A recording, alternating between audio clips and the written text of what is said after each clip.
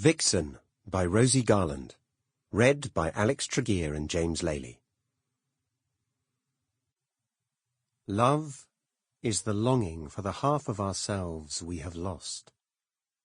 From The Unbearable Lightness of Being by Milan Kundera. Vigils, 1395. Anne. I declare at the start that I was muddle-brained and spoilt. There, it is out. For all that, I shall have my say. I wasted years holding my tongue. And the older I grow, the less I am inclined to wastage of any kind, be it time or bread or affection. I have not been a particularly good woman, by the reckoning of men, nor have I been especially wicked.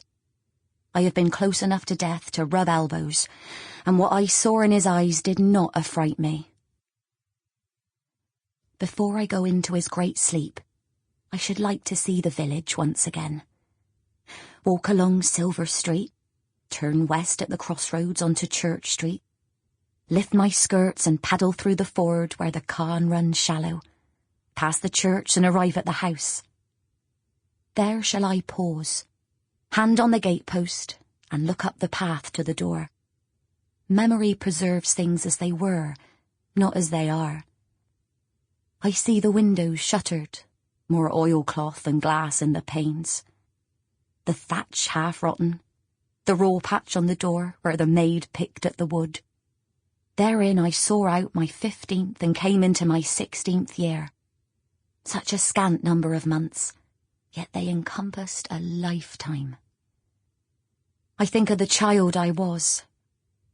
I think of Margaret, my beloved friend. What she had in prettiness, I possessed in plainness, although no mirror could persuade me of that fact. I was queen of my hearth, and carried that conviction into our games. I envied her, and she bore the burden of my contrary nature with great meekness. I wish I had been a kinder companion. For does not Paul declare that the first shall be the last, and the last first? I wish I could have seen where my feet were carrying me, the dangers of that path. If I had my time again... But here I go, twittering pointless wishes and dreams. Perhaps my greatest foolishness was to think a grander fate awaited me. Better than my sister Cat and her snot-nosed hatchling. Better than my dam, planting turnips to feed us through hungry winters.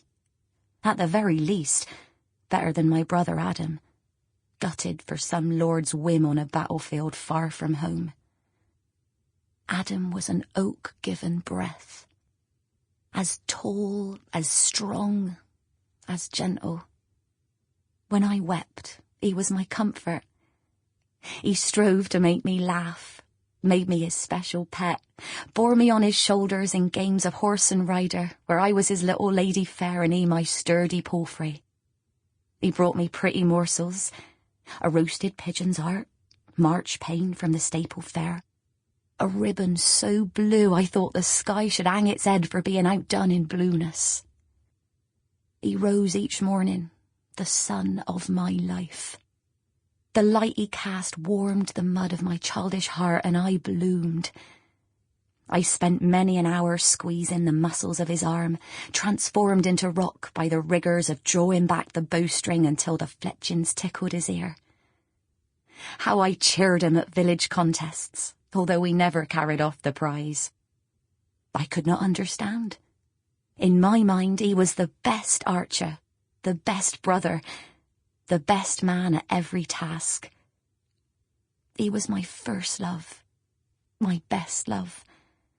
I adored him with the innocent and all-consuming passion of a child before she eats the apple and knows evil in the world.